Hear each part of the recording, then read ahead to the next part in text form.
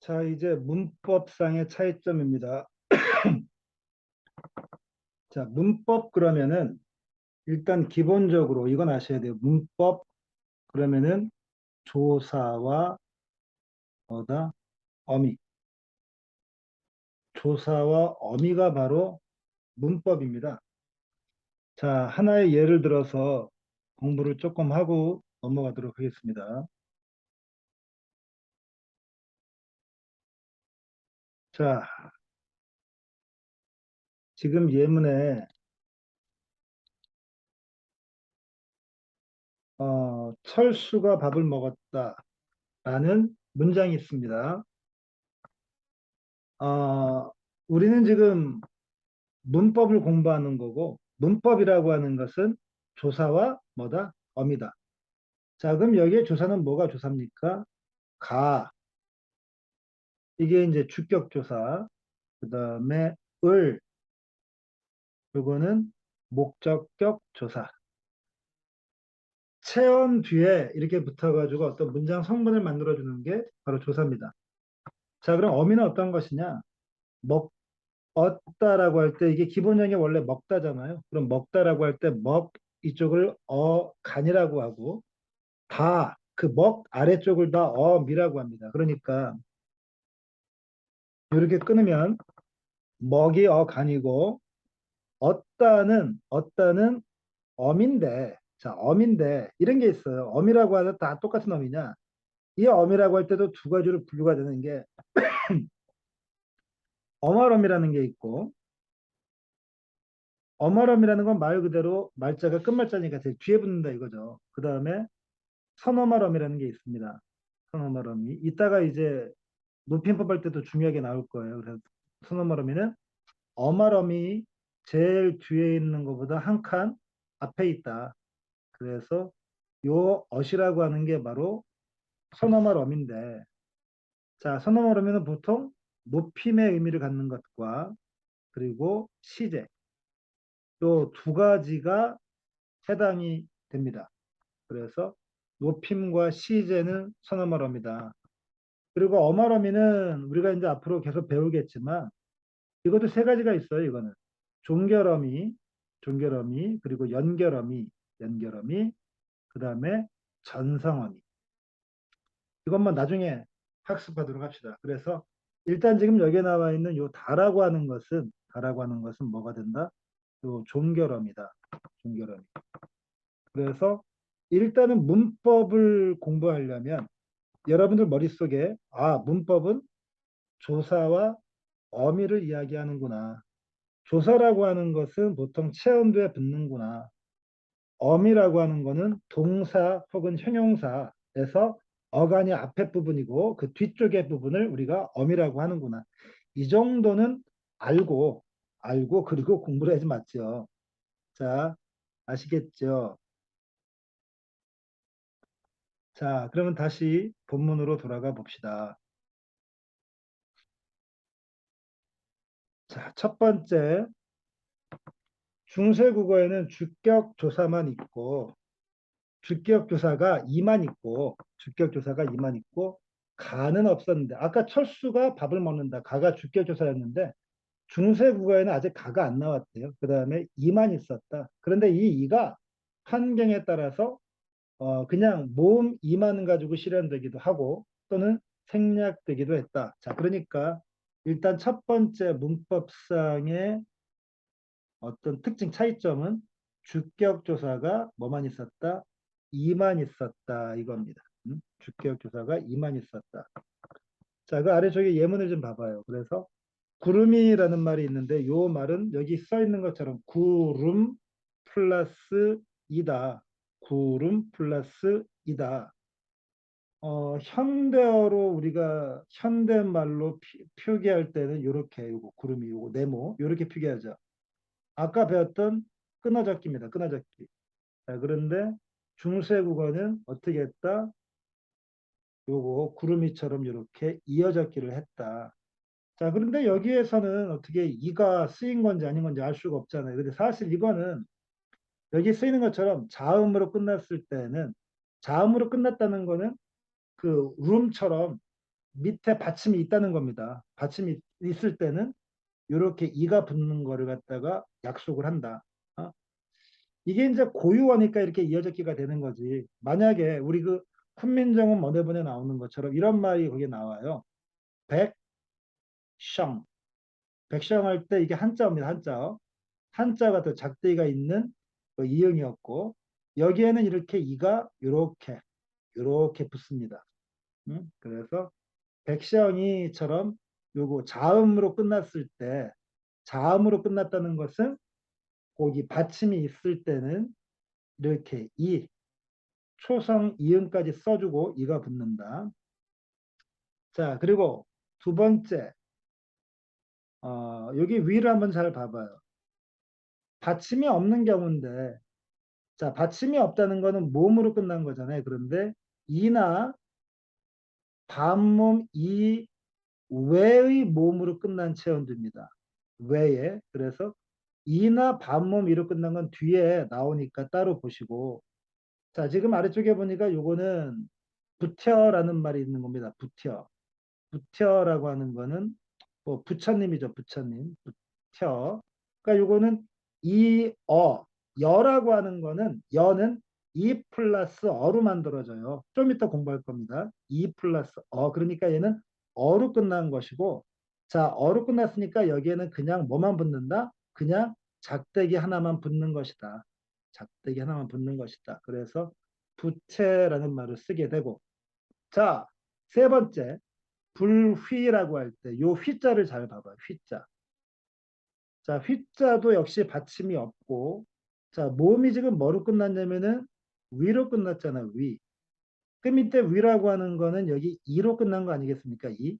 자, 이로 끝났을 때는 뭐가 된다? 아무것도 붙지 않는다 이거죠. 그래서 주격조사가 이만 있었는데 이렇게 실현되는 경우는 세 가지가 있는 것이다.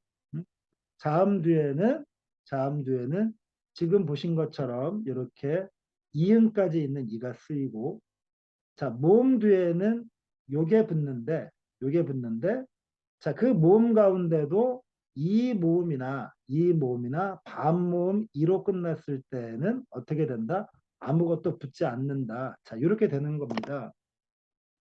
자 한 가지 또 여기서 짚고 넘어가야 될 게 뭐냐면은 자 보세요.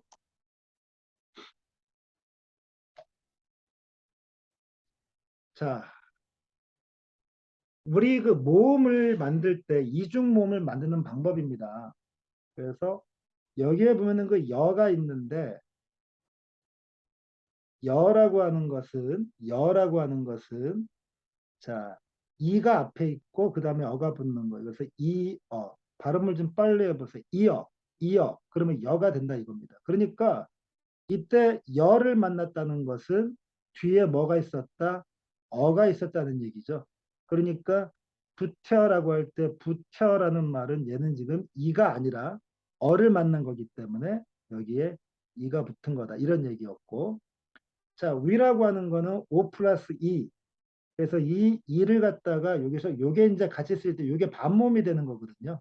혼자 쓰이는 게 아니라 다른 몸과 같이 쓰일 때 요거는 뭐로 끝나기 때문에 이로 끝난 것이기 때문에 이로 끝난 것이면 아무것도 붙지 않는다. 자, 이렇게 되는 거죠. 그래서 이중모음 만드는 방법 한 가지만 더 얘기한다면은 요 있잖아요. 요. 그러면 요 같은 경우에는 어떻게 돼? 2 플러스 5가 되는 겁니다. 아시겠죠? 야는 2 플러스 유는 2 플러스 우 이렇게 되는 거죠. 그러면 여기는 또 어떻게 돼? 왜가 있을 거 아닙니까? 왜? 왜는 뭐 플러스 뭐? 5 플러스 2 이런 식으로 생각하시면 됩니다. 그래서 모음 두 개를 가지고 뭐를 만든다? 이중 모음이나 뭐 지금은 단모음으로 하겠지만 단모음을 만들기도 한다. 자, 그래서 다시 또 본문으로 오면 자, 거기까지가 이제 조사에 대한 이야기입니다. 조사에 대한 이야기. 그래서 주격 조사 2 요거에 대한 얘기를 했고 자, 그다음에 두 번째 뭐가 있냐면 명사형 어미가 나오죠. 명사형 어미.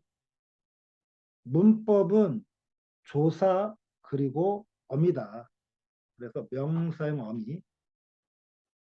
자, 이 사용되는 것과 달리 중세국어에서는 홈이나 숨처럼 옴과 um이 사용되었다. 중세국어에서도 명사형 어미 기가 등장하여 조금씩 사용되기는 하였으나 현대국어에서처럼 그 쓰임이 활발하지는 않았다. 여기서 또 공부를 할 게 뭐가 있냐면은 이게 이제 내용만 알면 좋은데 이 내용을 알기 위해서 많은 것들이 여러분들의 머릿속에 들어가야 된다는 거예요. 자, 봅시다. 일단 명사형 어미라는 말이 먼저 나왔잖아요. 명사형 어미.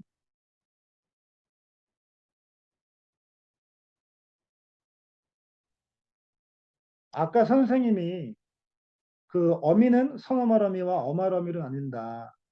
그래서 어말어미 속에는 세 가지가 있는데 뭐가 있다? 종결어미가 있고 그 다음에 두 번째 연결어미가 있고 그 다음에 전성어미가 있다. 자, 이 전성어미 속에 바로 저 명사형 어미가 들어있는 겁니다. 그래서 동사나 형용사를 명사처럼 이렇게 좀 바꿔서 쓴다 이렇게 생각하시면 될 것 같아요. 그래서 하나의 예를 들어 본다면은 웃다라는 말이 있을 때 웃다 이 웃다를 가지고 우리가 명사처럼 사용하면 웃음. 그럼 이때 음이라고 하는 게 명사형 어미가 되는 거고요.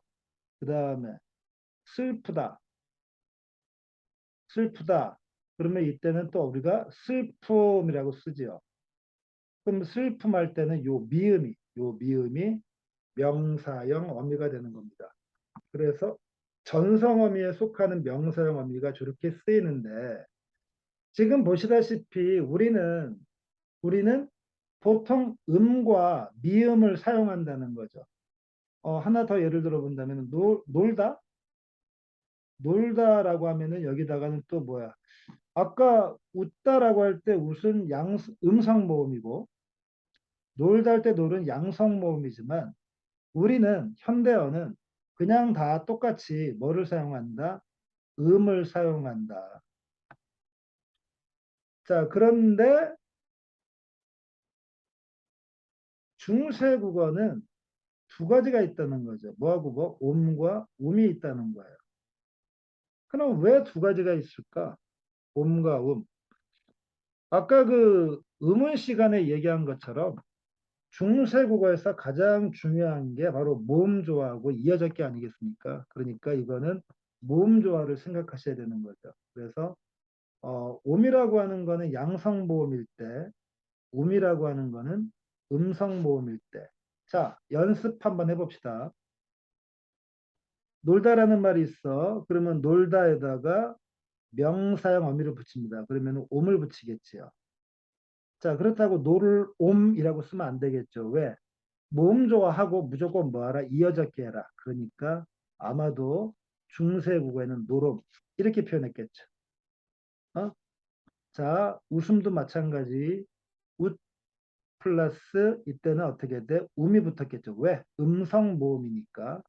자, 그럼 얘는 어떻게? 우, 숨 이렇게 되는 겁니다. 그래서 노름, 웃음 두 가지 기억 뭐하고 뭐? 첫 번째 모음 조화 지켜줄 것, 두 번째 이어졌게 할 것.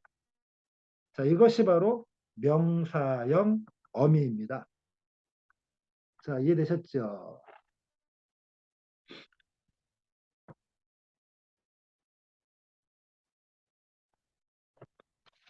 자, 그럼 다시 봅시다. 명사형 어미 뭐하고 뭐가 사용되었다? 옴과 자, 이 옴 앞에 잘 봐. 아래아는 분명히 아래아는 양성모음이었습니다. 아래아는 양성모음 그래서 옴이 붙었고 자 쓰다 할 때 은은 음성모음이었죠. 그러니까 음이 붙은 겁니다. 자 옴과 음이 사용됐고 뭐가 사용되기도 했지만 명사형어미 기. 자 우리 현대어는 놀기 그 다음에 웃기 뭐뭐하기 이런 식으로 사용하지만 아직까지 중세국어 아직까지는 활발하게 사용되지 않았다. 이렇게 되는 겁니다.